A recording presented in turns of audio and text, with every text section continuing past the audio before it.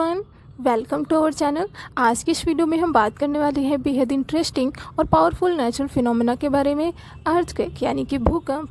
आसान शब्दों में कहें तो earthquake means shaking of the earth यानी कि पृथ्वी का हिलना।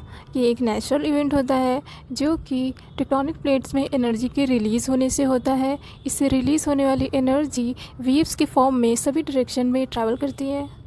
आइए समझते हैं कि अर्थक्वेक रियल में जनरेट कैसे होता है, उसका मैकेनिज्म क्या होता है, उसका प्रोसेस। तो जो अर्थ का अपर लेयर क्रस्ट है वो एक सॉलिड रॉक लेयर है जिसके नीचे मैग्मा है। अर्थ के कोर में इतना हाई टेम्परेचर एंड प्रेशर है जिसकी वजह से ये मैग्मा लिक्विड के फॉर्म में मूव करता रहता है। जैसे जैसे मैग्मा मूव करता है वैसे ही ऊपर की प्लेट्स मूव करती हैं। ये जब प्लेट्स मूव करती हैं तो कहीं पर ये प्लेट्स टकराती हैं, कहीं पर अलग हो रही होती हैं, कहीं पर एक दूसरे के साइड बाई साइड खिसक रही होती हैं, जिसकी वजह से वहाँ पर स्ट्रेस रिलीज़ होता है, जिसकी वजह से रप्चर क्रिएट होता है और अर्थक्वेक्स आते हैं। जिस पॉइंट से वो एनर्जी रिलीज़ होती है उसे हम फोकस या हाइपोसेंटर बोलते हैं। उसके जस्ट 90 डिग्री सरफेस पे जो पॉइंट होता है जहाँ पे सबसे पहले वो वेव्स पहुँचती हैं, पॉइंट को हम एपिसेंटर कहते हैं।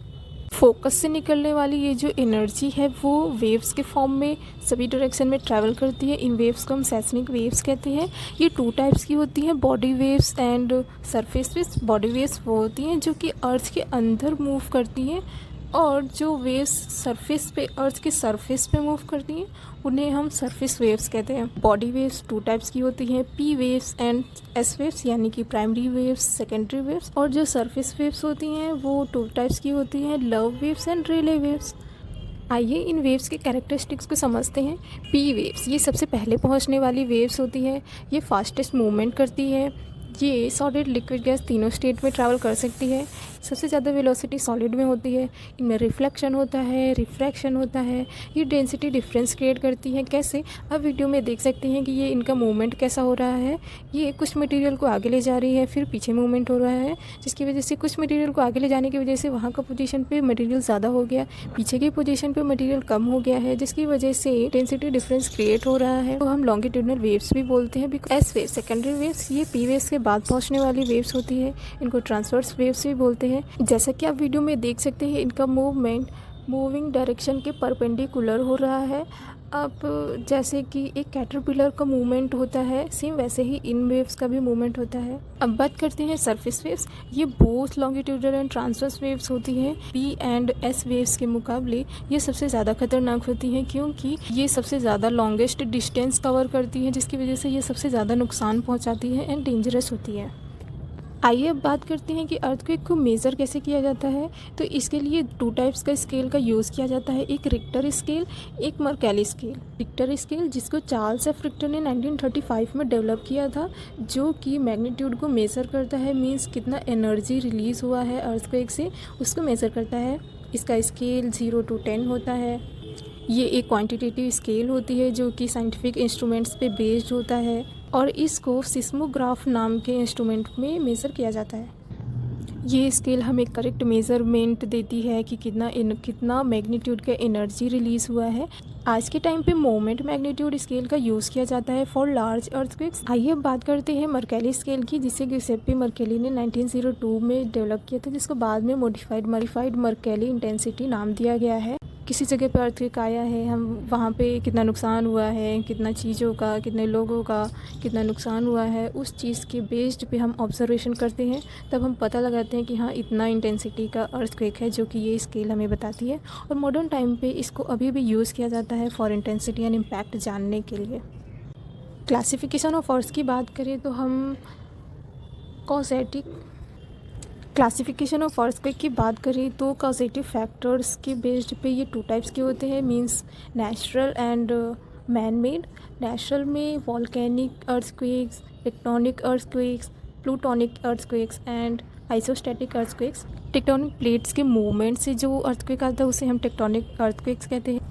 आइसोस्टैटिक अर्थक्वेक्स वे होते हैं जो अर्थ में इक्विलिब्रियम बना हुआ है, हाईलैंड्स या लोलैंड्स के बीच में जो एक इक्विलिब्रियम बना हुआ है, उसकी वजह से उसमें जो डिफरेंस आता है उसकी वजह से जब अर्थ का शेकिंग होता है उसे हम आइसोस्टैटिक अर्थक्वेक्स कहते हैं। एंड लास्ट है प्लूटोनिक अर्थक्वेक्स। वो होती हैं जो अर्थ के एकदम डीप में आते हैं, मीन्स क्योंकि मैग्मा वहाँ पे बहुत हाई टेम्परेचर एंड प्रेशर है, जिसकी वजह से रॉक्स का केमिकल कंपोजिशन में डिफरेंस आने लगता है, जिसकी वजह से डिसबैलेंस की वजह से अर्थ का शेकिंग होता है और अर्थक्वेक्स आते हैं। उन्हें हम प्लूटोनिक अर्थक्वेक्स कहते हैं। एंड मैन मेड अर्थक्वेक जैसे कि ह्यूमन एक्टिविटीज़ की वजह से जो अर्थक्वेक्स आते हैं उन्हें हम मैन मेड या आर्टिफिशियल अर्थक्वेक्स कहते हैं।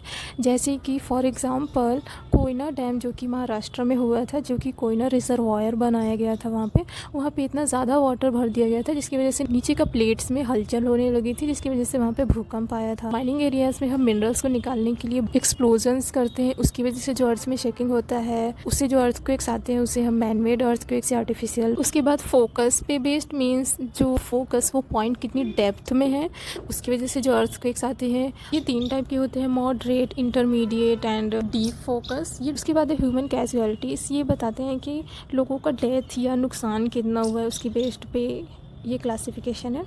अब बात करते हैं अर्थक्वेक से जो इफ़ेक्ट्स आते हैं।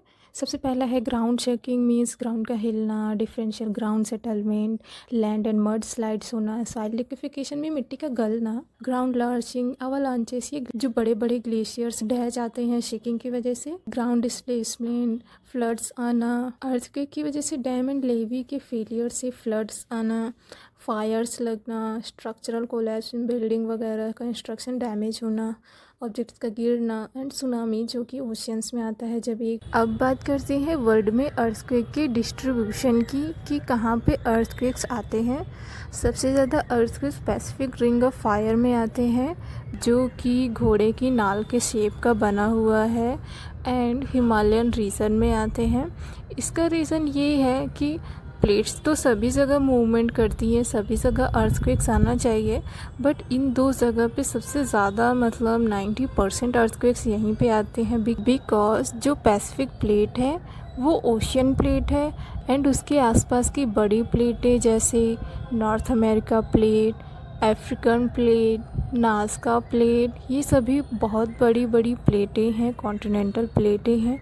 जब वो सभी कॉन्टिनेंटल प्लेट्स पैसिफिक प्लेट से टकराती हैं, वहाँ पे कन्वर्जेंट बाउंड्री बनती है, तो पैसिफिक प्लेट सबडक्ट होती है, जिसकी वजह से सबसे ज़्यादा एनर्जी रिलीज़ होती है, जिसकी वजह से सबसे ज़्यादा रप्चर्स, अर्थक्वेक्स देखने को मिलते हैं। इसी वजह से पैसिफिक रिंग ऑफ फायर में 90% से ज़्यादा अर्थक्वेक्स आते हैं। साथ ही हिमालयन रीजन में सबसे ज़्यादा अर्थक्वेक्स इसलिए आते हैं क्योंकि जो इंडियन प्लेट है वो यूरेशियन प्लेट को लगातार पुश कर रही है, जिसकी वजह से वहाँ पे रप्चर्स देखने को मिल रहा है, अर्थक्वेक्स आ रहे हैं। यही रीज़न है कि उन दोनों जगह पे सबसे ज़्यादा अर्थक्वेक्स आते हैं। प्लेट्स तो सभी जगह मूवमेंट करती हैं, बाकी जगह पे प्लेट्स अलग हो रही होती हैं, वहाँ पर डाइवर्जेंट हो रहा होता है या प्लेटें ट्रांसफॉर्म हो रही होती हैं, जिसकी वजह से वहाँ पे माइनर अर्थक्वेक्स आते हैं। बट इन 2 जगह पे प्लेटें कन्वर्ज हो रही होती हैं, जिसकी वजह से यहाँ पे सबसे ज़्यादा अर्थक्वेक्स आते हैं। Thank you everyone. अगर आपको ये वीडियो अच्छी लगी हो तो प्लीज़ चैनल को सब्सक्राइब कीजिएगा एंड लाइक कीजिएगा।